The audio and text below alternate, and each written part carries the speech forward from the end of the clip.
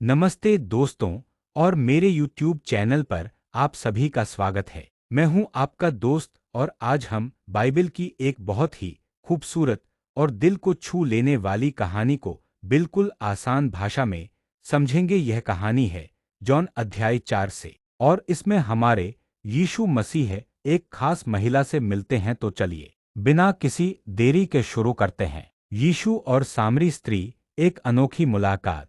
दोस्तों, कहानी शुरू होती है जब हमारे यीशु मसीह यात्रा कर रहे थे।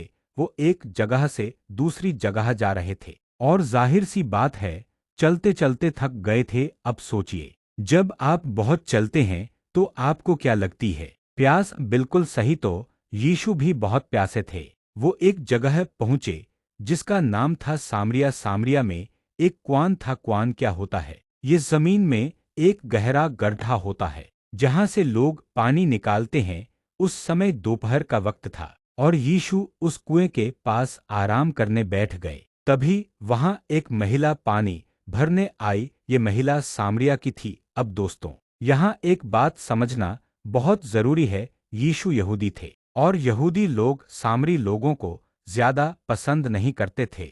उनमें आपस में बनती नहीं थी। लेकिन देखिए यीशु कितने अलग थे। यीशु ने उस महिला से कहा, मुझे थोड़ा पानी पिलाओगी? अब सोचिए महिला कितनी हैरान हुई होगी। उसने कहा, आप यहूदी होकर मुझसे, एक सामरी महिला से पानी क्यों मांग रहे हैं? वो हैरान थी कि एक यहूदी उससे बात कर रहा है। तब यीशु ने एक बहुत ही गहरी बात कही। उन्होंने कहा, अगर तुम्हें पता होता कि मैं कौन हूं तो तुम मुझसे मांगती और मैं तुम्हें जीवन का जल देता। महिला को लगा कि यीशु किसी जादुई पानी की बात कर रहे हैं जिससे प्यास बुझ जाए। उसने सोचा, इनके पास तो बाल्टी भी नहीं है, ये पानी कैसे निकालेंगे? लेकिन यीशु किसी साधारण पानी की बात नहीं कर रहे थे। उन्होंने समझाया कि जो पानी वो दे रहे हैं वो तुम्हारे अंदर एक झरने जैसा बन जाएगा और तुम्हें कभी प्यास नहीं लगेगी। इसका मतलब था परमेश्वर से एक गहरा रिश्ता जो आपको हमेशा खुशी और शांति देगा और आपको अनंत जीवन देगा। मतलब परमेश्वर के साथ हमेशा हमेशा रहना। महिला को यह बात सुनकर बड़ी अच्छी लगी। उसने कहा, प्रभु, मुझे यह पानी दो ताकि मुझे फिर कभी प्यास न लगे और मुझे बार बार यहाँ पानी भरने न आना पड़े। वो अभी भी भौतिक पानी समझ रही थी, लेकिन उसकी चाह बढ़ गई थी। यीशु कैसे जानते थे उसके बारे में? अब यहाँ कहानी में एक और दिलचस्प मोड़ आता है। यीशु ने उस महिला से कहा, जाओ अपने पति को बुला लाओ। महिला ने कहा, मेरा कोई पति नहीं है। और तभी यीशु ने कुछ ऐसा कहा जिसने महिला को अंदर तक हिला दिया। यीशु ने कहा, तुम ठीक कह रही हो, तुम्हारे 5 पति रह चुके हैं और जिसके साथ तुम अब रह रही हो वो भी तुम्हारा पति नहीं है। सोचिए, महिला के लिए ये कितना बड़ा झटका था। यीशु उसके बारे में ऐसी बातें कैसे जानते थे जो कोई नहीं जानता था? उसे तुरंत एहसास हुआ कि यीशु कोई आम इंसान नहीं है। उसने कहा, मुझे लगता है आप एक नबी हैं। नबी वो होते हैं जो परमेश्वर की बातें बताते हैं। पूर्णविराम। परमेश्वर की उपासना कहाँ करें? महिला ने यीशु से पूछा, हमारे लोग तो कहते हैं कि परमेश्वर की उपासना इस पहाड़ पर करनी चाहिए, लेकिन यहूदी कहते हैं कि यरूशलेम में करनी चाहिए। सही जगह कौन सी है? यीशु ने एक बहुत ही महत्वपूर्ण बात सिखाई। उन्होंने कहा, वो समय आ रहा है और अब आ गया है जब परमेश्वर की उपासना किसी खास जगह पर नहीं बल्कि आत्मा और सच्चाई से की जाएगी। इसका मतलब है कि आप जहां भी हों, अपने दिल से, ईमानदारी से और परमेश्वर के बारे में सच्ची बातें जानकर उसकी उपासना कर सकते हैं।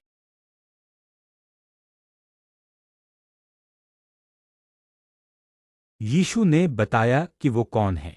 महिला ने कहा, मैं जानती हूं कि मसीहा, परमेश्वर का भेजा हुआ खास व्यक्ति आने वाला है और जब वो आएगा तो हमें सब कुछ समझाएगा। और दोस्तों, यहीं पर यीशु ने एक ऐसी बात कही जिसने पूरी दुनिया बदल दी। उन्होंने कहा, मैं जो तुमसे बात कर रहा हूं मैं ही वह हूं। जी हाँ, यीशु ने उस महिला को बताया कि वो ही मसीहा है। महिला ने सबको बताया। महिला इतनी खुश और उत्साहित हुई कि उसने अपना पानी का घड़ा वहीं छोड़ दिया और दौड़कर अपने शहर वापस चली गई।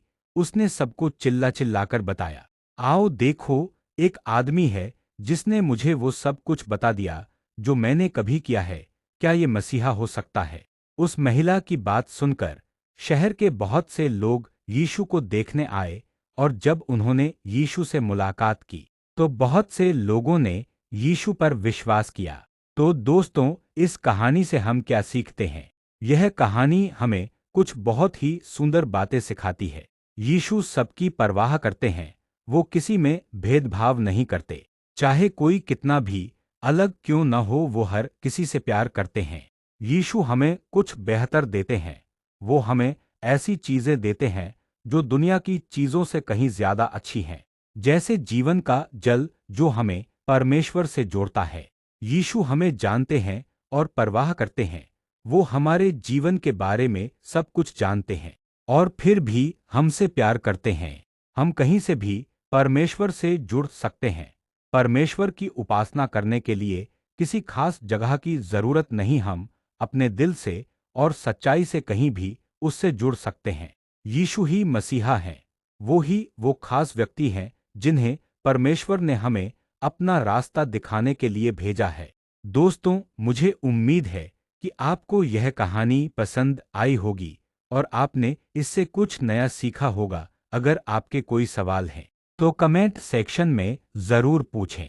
और अगर आपको यह वीडियो पसंद आया तो इसे लाइक करना, शेयर करना और मेरे चैनल को सब्सक्राइब करना न भूलें। हम मिलते हैं अगले वीडियो में।